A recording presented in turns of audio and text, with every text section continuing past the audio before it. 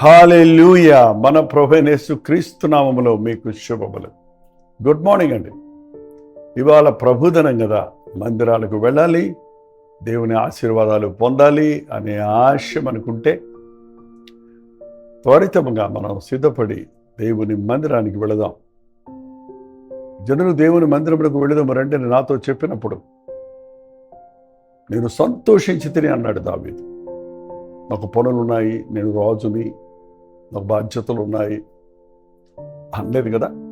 మరి మనం మందిరం అనేటప్పటికీ ఏదో ఒక సాకులు చెప్తున్నాం. ఏ సాకులు వదిలిపెట్టండి. మొదట నీతిని, రాజ్యాన్ని వెతకమన్నాడు. దేవుని నీతిని, రాజ్యాన్ని వెతికితే అప్పుడు మన పనుల భారం అంతా ఆయన చూసుకుంటాడు. రండి, మొదటగా దేవుని వాక్యం ధ్యానిద్దాం, తర్వాత మందిరాలకు వెళదాం. చిన్న ప్రార్థన. పరిశుద్ధుడా, నీకు వందనములయ్యా. ప్రభు దినమని, ఘనమైన దినమని మరొకసారి నీ సన్నదిలో మేము నీ దీవెనల కొరకు కనిపెట్టుచున్నాము. దీవించమని క్రీస్తు నామములో అడుగుచున్నాము తండ్రి, ఆమేన్. అవునండి, వారికి దీవెన మీద ఆశ లేదు కాబట్టి వారు దీవెనలు పొందలేకపోతున్నారు అన్న మాట కూడా బైబిల్లో ఉందండి. దీవెన కొరకు ఆశపడాలి మనం. దీవెన, దేవుని దీవెనల కొరకు, ఆశీర్వాదముల కొరకు. మనము నరుల కష్టార్జితం వలన మనకి ఆశీర్వాదం ఎక్కువ కాదు. దేవుడు ఆశీర్వదిస్తే అది ఎన్నటెన్నటికీ ఆశీర్వాదం. లూకా సువార్త 24వ అధ్యాయము 50వ వచనం చదువుతున్నాను, వినండి.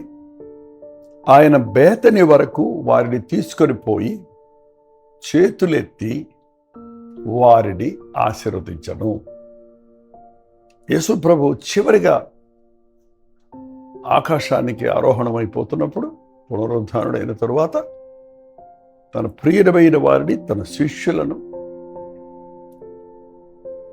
బేతని వరకు తీసుకొని పోయి చేతులెత్తి వారిని ఆశీర్వదించను. హల్లెలూయా. చేతులెత్తి ఆశీర్వదించేవాడు మన ప్రభు. కొండ మీద ప్రసంగం అని చెప్పబడే మత్తయి సువార్త 5వ అధ్యాయంలో ఉన్న ప్రసంగంలో బ్లెస్సెడ్, బ్లెస్సెడ్, బ్లెస్సెడ్, ధన్యులు, ధన్యులు, ధన్యులు. తమిళ్లో భాగ్యవంతులు, భాగ్యవంతులు. బ్లెస్సెడ్ అంటే ఆశీర్వదించబడిన వారు, ధన్యులంటే ఆశీర్వదించబడిన వారు. దేవుడు ఆశీర్వదించబడిన వారు ఎలా ఉంటారు, ఎవరు, ఏంటి? ఆశీర్వాదాలతో ఆయన పరిచర్య ప్రారంభించాడు. తిరిగి ఆయన పరలోకానికి ఆరోహణం అవుతున్నప్పుడు ఆశీర్వదించి చివరిసారిగా శిష్యులను నేరుగా ఆశీర్వదించాడు. హల్లెలూయా. మన దేవుడు మనల్ని శాపాన్ని, మన పాపాన్ని భరించి మన శాపముకు బదులు మనకు దీవెన కలిగినట్లుగా మన నిమిత్తమై ఆయన శాపమై ఆ ఆశీర్వాదాల వర్షం మన మీద కురిపిస్తున్నాడు. ఇక్కడ శిష్యులు నిజంగా చాలా బాధ పెట్టారు ప్రభువుని. ఆయనతో ఉన్నప్పుడు, ఆయన సిలువకు వెళ్ళినప్పుడు, ఆయన పునరుద్ధానుడైన తర్వాత కూడా మళ్ళీ చేపలు పట్టుకోవడానికి పోయి మరి ఎన్నోసార్లు సందేహించారు. ఎన్నోసార్లు వారు ఆయన చిత్తాన్ని ప్రకారంగా నడుచుకోలేకపోయారు. కానీ ఏ కోపము వారి మీద పెట్టుకోలేదు.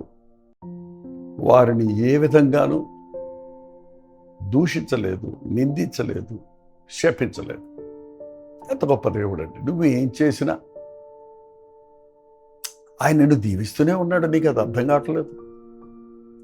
మనం చేసే తప్పులకి ఎప్పటికప్పుడు మనకు శాపాలు వచ్చినాయి అంటే మనం ఏమైపోతామండి? ఎంత కృప కలిగిన దేవుడు! శాపవచనములు మన మీద తగలకుండా తను అడ్డుపడి తన తల మీద భరించి మన నిందను, మన అవమానాన్ని, మన పాప ఫలితాన్ని కలువరి సిలువలో ఆయన భరించాడు. నీ చేతులలో గాయములేంటి అని అడగగా, ఇవి నేను ప్రేమించిన వారి ఇంట ఉండగా నాకు కలిగినవి అని చెప్పాడు. చూడండి, ఎవరింట్లో నా శత్రువు కాదు నన్ను గాయపరిచింది, నేను ప్రేమించిన వారే నన్ను గాయపరిచారు. నిజమే కదా. దేవుని చేత ప్రేమించబడుతున్న మనం అనేక సార్లు ఆయన మనసును గాయపరుస్తున్నాం, ఆయన ఆశించిన స్థాయిలో జీవించలేకపోతున్నాం. మరల ఆయన్ని బహిరంగంగా సులువుకు అప్పచెప్పినట్లుగా ఈనాటి క్రైస్తవులు ఉండటం, దేవుని నిర్లక్ష్యం చేసి లోకాన్ని ముందు పెట్టుకునేవాడు ఏం చేస్తున్నాడు? ఆయన అవమానపరుస్తున్నట్టే కదా, ఆయన నిర్లక్ష్యపరుస్తున్నట్టే కదా. ఆయనను కూడా ఆయన చేతులెత్తినప్పుడు ఆ చేతుల్లో 2 శీలల గుర్తులు ఉన్నాయి, గాయాలు ఉన్నాయి. ఉమా, నీ చేయి చాపి నా గాయాల్లో ఉంచి అవిశ్వాసివి కాక విశ్వాసీ ఉండని చెప్పాడు కదా. ఆయన చేతులెత్తి మీ శాపాన్ని నేను భరించాను కనుక నా దీవెన మీకు ఇస్తున్నానని వారి ఆశీర్వదించాడు. అవును, ఆయన ఎప్పుడు పడితే ఎప్పుడు ఎక్కడ పడితే అక్కడ ఆశీర్వదించుకోవచ్చు కదా. ఆయన వారిని బేతని వరకు తీసుకొని పోయి అక్కడ వారిని ఆశీర్వదించను. ఒకవేళ మీలో కొందరు అడుగుతారు, మందిరానికి ఎందుకు వెళ్ళాలి? మీకు అర్థం కావట్లేదండి. మందిరంలో దేవుడు మనల్ని ఆహ్వానిస్తున్నాడు, ఆశీర్వదిస్తున్నాడు. ప్రతిసారి మందిరంలోకి వెళ్ళినప్పుడు దేవుడు తన చేతులెత్తి మనల్ని దీవిస్తున్నాడు. బేతని వరకు వెళ్ళి, కొన్ని చర్చిల పేర్లు బేతని అని ఉంటుంది, కొన్ని హెబ్రోన్ ఉంటుంది, కొన్ని కల్వరి అని ఉంటుంది. ఏంటండి, మనం ఇల్లు వదిలిపెట్టకుండా, మన లొకాలిటీ, మన చుట్టుపక్కల ఉన్న పరిస్థితులు వదిలిపెట్టకుండా ఏకాగ్రతతో దేవుని దృష్టించలేము, ఆయన ఇచ్చే దీవెనలు పొందలేము.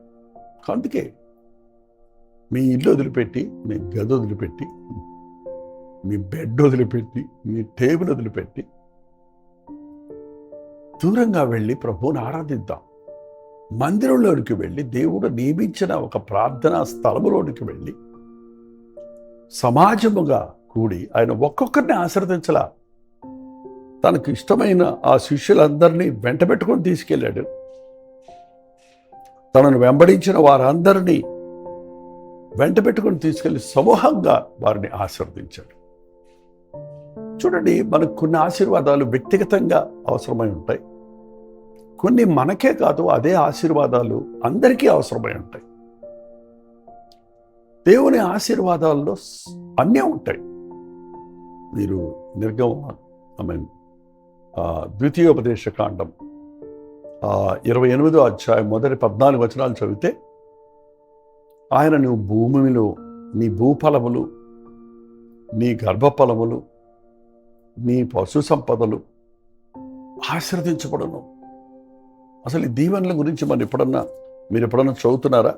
మీకందరికీ తెలుసులే అని చెప్పి మీరు మందిరానికి వెళ్ళే అడావిడిలో ఉంటారు కదా అని నేను నోటితో చెప్పేద్దాం అనుకున్నాను. ఒకసారి మీ బైబిల్లో అండర్లైన్ చేసి ఉండకపోతే వీటిని అండర్లైన్ చేసుకొని దేవుని దగ్గర ఈ ఆశీర్వాదాల కొరకు అడగండి. నీ దేవుడైన యెహోవా మాట నీవు వినినెడలా ఈ దీవెనలన్నీ నీ మీదకు వచ్చి, ఎందుకు వెళ్తున్నావు మందిరానికి? దేవుని మాటలు వినటానికి.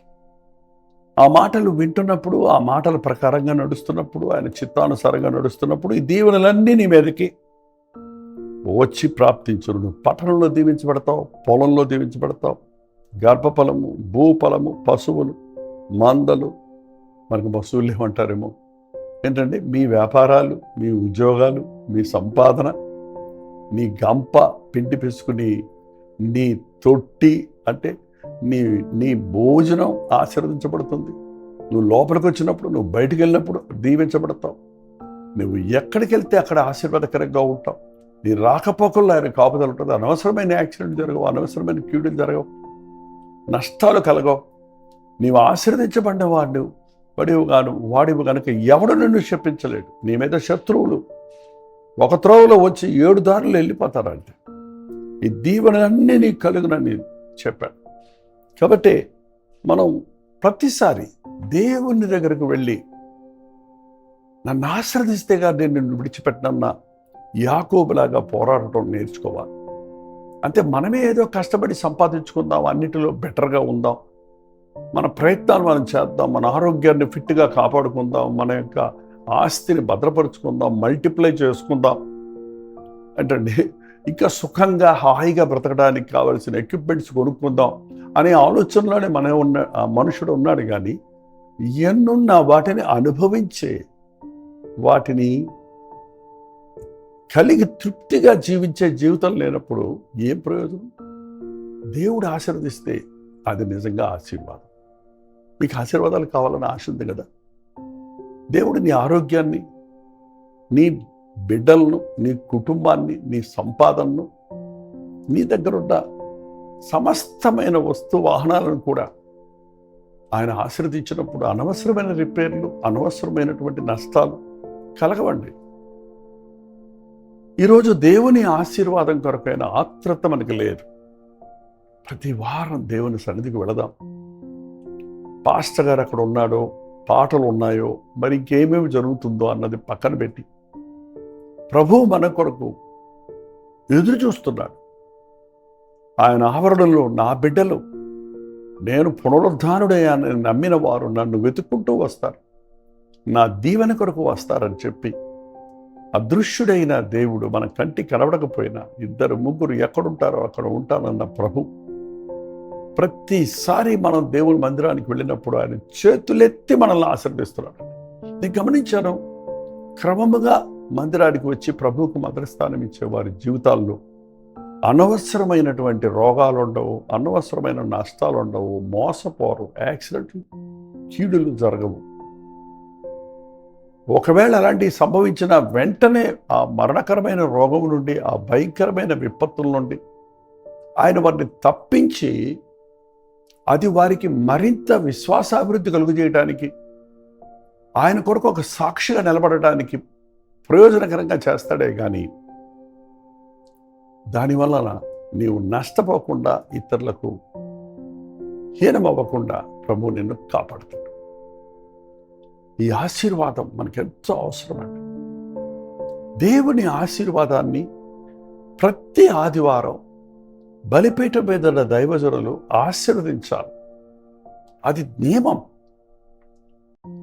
అది తండ్రి యొక్కయు, కుమారుడు యొక్కయు, పరిశుద్ధాత్మ యొక్క నామమున మమ్మల్ని ఆశీర్వదించు, మమ్మల్ని దీవించు, మమ్మల్ని స్థిరపరచు అనే ఆ బెనిడిక్షన్ అనేది చాలామంది గుర్తించటం లేదండి. కానుకేసి వెళ్ళిపోతారు. చివరిలో ఆశీర్వాద ప్రార్థన కొరకు ఉండరు. నేను ఎప్పుడు చెప్తుంటాను, ఒక మనిషి ఎంతసేపు ఎంత ప్రోగ్రామింగ్ చేసినా ఒక ల్యాప్టాప్లో అది క్లోజ్ చేసేక ముందు దాన్ని సేవ్ చేయకపోతే అదంతా పోతుంది, చూసారు. అట్లాగే బెనిడిక్షన్ అనేది మనకు చాలా ప్రాముఖ్యమైనది. మీరు మందిరానికి వెళ్తే చివరిదాకా ఉండండి. మొదటి ఉండండి. చివరిదాకా ఉండమని చివరిలో వస్తారు కొంతమంది, కానీ మొదటి నుండి ఉండండి. దేవుని ఆశీర్వాదాలు వారమంతా మీ జీవితంలో కావాలంటే, బ్రతుకంతా మీ జీవితంలో కావాలంటే, మీరు చేయడంతా సఫలం అవ్వాలంటే, మీ వ్యాపారాల్లో, మీ ఉద్యోగాల్లో, మీ బిడ్డల విషయంలో, మీ కుటుంబం విషయంలో, మీ రాబడి విషయంలో దీవెన కావాలంటే దేవుని మందిరాలకు వెళ్ళాలి. ఆనాడు దేవుడు యాజకులకు ఆజ్ఞాపించాడు, ఇశ్రాయేలీయుల్ని మీరు చేతులెత్తి దీవించాలి. సంఖ్యాకాండం 6వ అధ్యాయం 22వ వచనములో యెహోవా మోషేకు ఇలాగ సెలవిచ్చాను, నీవు అహరోనుతోనూ అతని కుమారులతోనూ ఇలాగనుము, మీరు ఇశ్రాయేలీయులను ఇలాగు దీవింపవలను. యెహోవా నిన్ను ఆశీర్వదించి నిన్ను కాపాడునుగాక. యెహోవా నీకు తన సన్నిధి కాంతిని ప్రకాశింపజేసి నిన్ను కరుణించునుగాక. యెహోవా నీ మీద తన సన్నిధి కాంతి ఉదయింపజేసి నీకు సమాధానము కలుగజేయునుగాక. అట్లు వారు ఇశ్రాయేలీయుల మీద నా నామమును ఉచ్చరించటం వలన నేను వారిని ఆశీర్వదించదను. హల్లెలూయా. ఆయన ఆకాశానికి ఆరోహణమైపోయాడు. ఇవాళ ఆయన ప్రతినిధులుగా ఆయన సేవకులను పెట్టుకున్నాడు కనుక ఆ ఆలయంలోనికి వెళ్ళినప్పుడు ఆయన్ని శరీర రూపంగా మనం చూడలేకపోయినా ఆయన సన్నిధిని మనం అనుభవించడానికి అక్కడ దేవుడు నియమించిన యాజకులు, సేవకులు, ఇశ్రాయేలీయుల్ని, ఈనాటి విశ్వాసులను, క్రీస్తు రక్తములో కడగబడిన వారిని ఆశీర్వదించాలి. ఎలా? యెహోవా నిన్ను ఆశీర్వదించి కాపాడునుగాక. యెహోవా నీకు తన సన్నిధి కాంతినిచ్చి కరుణించునుగాక. యెహోవా నీ మీద తన సన్నిధి కాంతిని ఉదయింపజేసి నీకు సమాధానం ఇచ్చునుగాక. నిన్ను కాపాడునుగాక, నిన్ను కరుణించునుగాక, నీకు సమాధానము ఇచ్చునుగాక. చక్కటి పాట, బ్లెస్సింగ్ సాంగ్ అని రిలీజ్ చేశారు. నీ ముందు, నీ వెనక, నీ ప్రక్కన, నీ తోను, నీ పిల్లలను, నీ పిల్లలను ఆయన ఆశీర్వదించును గాక. ఇది ఎక్కడ సంపాదించుకుంటామండి ఇలాంటి ఆశీర్వాదాలు? ఎక్కడ గ్యారంటీ ఉంది? ఎంత డబ్బున్నా, ఎంత ఆధిక్యత ఉన్నా, ఎంత ఉన్నత స్థితికి ఎదిగినా దేవుని ఆశీర్వాదాలు మనకు కావాలంటే దయచేసి లేవండి, మందిరాలకు వెళ్దాం. ప్రార్థన. పరిశుద్ధుడా, ప్రేమగల తండ్రి,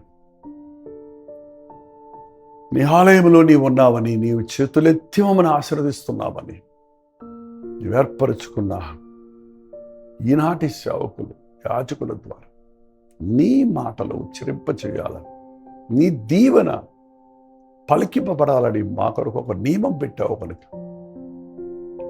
నీ మందిరంలోనికి వెళ్ళి నీ రక్తంలో కడగబడిన మేమందరము కలిసి మరొకసారి చేతులెత్తి మమ్మల్ని ఆశీర్వదించే నీ వైపు చూచి నీ చేతులలోని గాయాలలో నుండి మా కొరకు ఆశీర్వాదాల ధారలు కుమ్మరించబడుతున్నవని గ్రహించుటకు మా శాపమును, మా పాపమును నీవు భరించి మాకు దీవెనను, ఆశీర్వాదమును ఇచ్చున్నావని నిన్ను స్తుతించుటకు మా ఒక్కొక్కరికి నీ సహాయం చేయమని క్రీస్తునామములో అడుగుచున్నాను తండ్రి. ఆమేన్. మన తండ్రి అయిన దేవుని యొక్క ప్రేమయు, కుమారుడైన క్రీస్తు యొక్క కృపయు, ఆదరణకర్త అయిన పరిశుద్ధాత్మ యొక్క సహవాసం కూడి వచ్చిన మనందరికీ ఇప్పుడున్న సదాకాలం తోడైయుండును గాక. ఆమేన్. దేవుని స్తోత్రం. మీ ప్రార్థన అవసరతలు, భారాలు, అలాగే ప్రైజ్ రిపోర్ట్స్ 954041 నెంబర్కి, మీరు ఇతర దేశాల్లో ఉంటే 9100100088 నెంబర్కు టెక్స్ట్ లేక వాయిస్ మెసేజ్ ద్వారా వాట్సాప్ పెట్టండి. మీ పక్షంలో మేము ప్రార్థిస్తున్నాం. తప్పక మీకు ప్రభు సాయం చేస్తారు. ప్రస్తుతమైతే మధ్యాహ్నం 3 గంటలకు హెచ్చరిక, అలాగే వాళ్ళ ఆదివారం కల్వరి చర్చ్లో జరిగే ఆరాధనలు, 2 ఆరాధనలు మీకు లింక్ ఇస్తున్నాం. ఈ ఆరాధనలు మీ అనుకూలతను బట్టి మీ మందిరానికి వెళ్ళించిన తర్వాత తీరిగ్గా వీక్షించి ఆధ్యాత్మిక ఆశీర్వాదాలను పరిపూర్ణంగా పొందుకోండి. ఉచితమైతే సాయంత్రం 9 గంటలకు మరలా కల్వరి ప్రతి దూరంలో మళ్ళీ కలుసుకుందాం. అంతవరకు దేవుడు మహాకృప మీకు తోడైను గాక.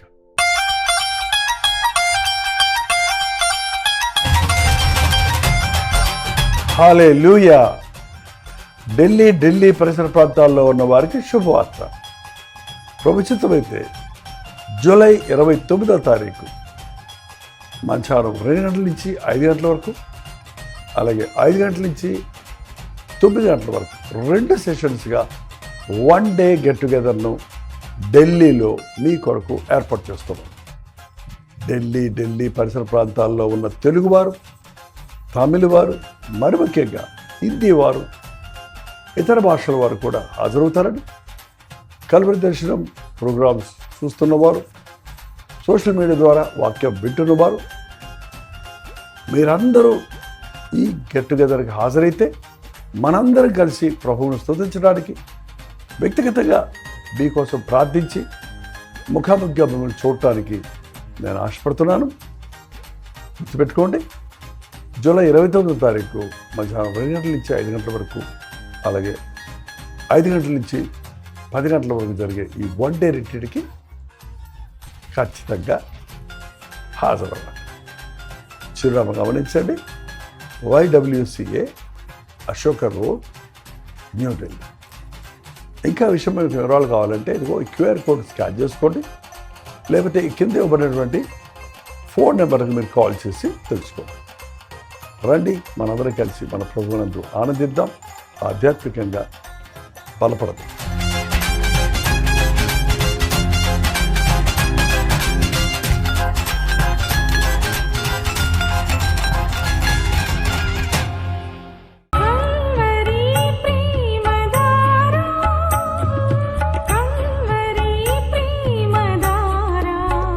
కల్వరి ప్రేమధార అనే మా ద్విమాస పత్రికను ఈ మధ్య త్రైమాస పత్రిక అంటే 3 నెలలకి ఒక్కసారి మాత్రమే ప్రింట్ చేయగలుగుతున్నాం.